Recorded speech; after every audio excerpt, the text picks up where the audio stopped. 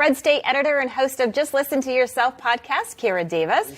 You better buy it now because it's just going to cost you more next week or next month. Is there anything that can change this rather vicious cycle? Let's bring in our panel. Kira, what do you think? Is the administration, does it have anything to do with this?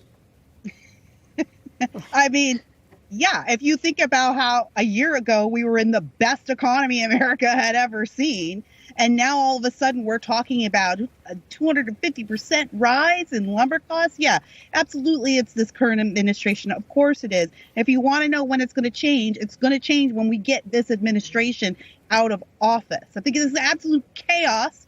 This is what we're seeing unfold in front of us. It's the chaos of the moment. And that's what hits the markets. And I don't think that the Biden administration came in with a mandate. And they certainly didn't come in with a plan, I don't think. And Americans are living out the results of that. So I'm afraid we're going to have to really buckle down and push through this. I don't see any end to it anytime soon, not until we can get to another election cycle. Imagine like for a real gas guzzler, Kira, what it would cost at $5 a gallon. I don't really want to find out. No, it's crazy. I drive a small commuter car that I bought for life here in California, and already to fill my tank, that's gone up $20 almost. And how often do you fill it up? It depends on how much work I'm getting, right? Because I commute a lot to LA for work, right? But because of COVID, things have been shut down. So I haven't been driving around a lot, but lately it's been picking up as things are opening up. And of course, my kids have been home, so I haven't had to drive them to places. But imagine the person who is on a fixed income, as Andrea said, who is on a really limited income and who has to commute daily to a job because public transportation in California is almost non-existent. It's terrible, and we fund it. Yeah. And then having to get your kids around and then having to go to the grocery store with a $50, $75 budget, and you're paying $20 more for groceries today than you were a year ago. It's devastating. Yeah. Kira, do you think that the administration is doing enough to protect us from this? Every time you ask me about the administration, I have to laugh. I mean, we're not doing anything. We're on our own. No, I am fearful of what is coming. Definitely, when you look at the oil pipeline and JBS, these are dry runs. I think you have to be really naive to think they're not. And look at what just that small interruption in the oil pipeline in the Southeast Corridor did to cripple Americans. I mean, gas lines like we haven't seen since Jimmy Carter. The comparisons between Carter and Biden, I think, are fair. And I think the obvious, really. I mean, when you have Americans in the greatest country on earth waiting in line for gas, is this really what we voted for?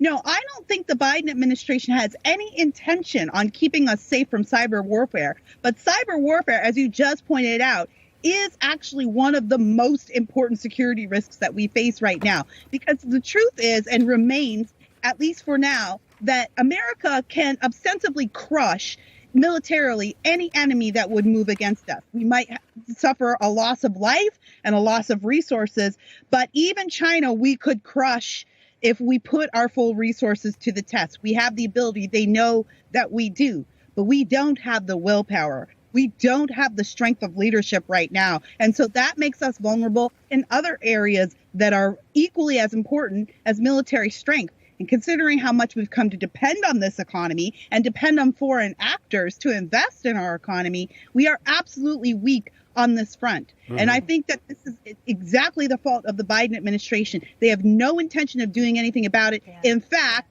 they're paying ransoms. Yeah. And we don't negotiate with terrorists. All right, Democratic Senator Joe Manchin is facing even more backlash after refusing to vote on voting rights legislation and not supporting ending the filibuster, which, by the way, has a storied history in the Senate. Many are now accusing Mr. Manchin, Senator Manchin, of being a roadblock to President Biden's agenda and even accusing him of being racist. According to Representative Jamal Bowman, listen to this. We are a part of a system that is rooted in white supremacy. Joe Manchin, while he speaks to being, holier than thou and upholding our democracy and looking to save it, he's really upholding a system of white supremacy through wealth inequality, through people like the Koch brothers.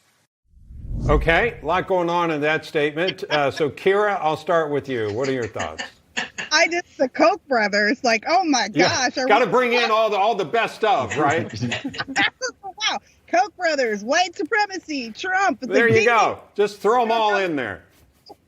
I mean, these people are going to thank Sinema and Manchin when Republicans take Congress the next time, and there will be a cyclical turning of the wheel of time, as always in this country. Right. So when Republicans take Congress, they're going to be thanking Kirsten Sinema, not Gillibrand, and Manchin for preserving their ability to withstand Republican legislation that they don't like when they're in the minority. So this is just hypocrisy. I mean, white supremacy at this point has just become a buzzword for whatever we don't like.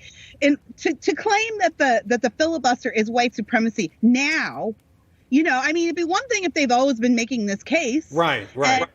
But they're just pulling it out of their hat, out of thin air. It's like, well, now it's white supremacy. Sure, we've been using it all this time, but now it's wrong that you guys are using this. This is it's desperation.